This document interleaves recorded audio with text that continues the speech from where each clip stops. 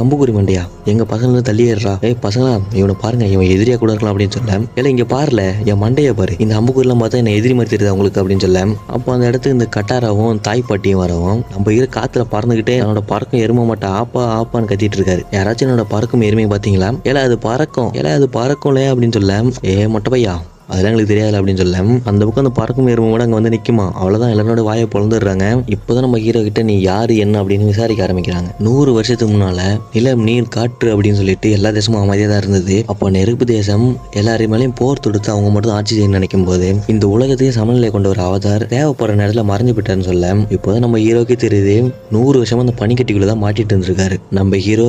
அதாவது அந்த அவதார் வந்து பனிக்கட்டில் மாட்டிட்டு இருந்ததுனால நெருப்பு தேசம் இந்த மொத்த உலகத்தையுமே கைப்பற்றிட்டாங்க. அதுல முதல்ல அழிஞ்சு போனது காட்டு தேசம் தான். இப்படி நம்ம ஹீரோ சொல்ல அவ்வளவுதான் நம்ம ஹீரோ கலங்கி போயிடுறாரு. இப்படி ஒவ்வொரு உண்மைகளா வெளியே வந்துட்டு இருக்கும் போது நமக்கு அந்த கப்பலை தான் காட்டுறாங்க. அங்க இருக்கிற வீரர்கள் இளவரசர்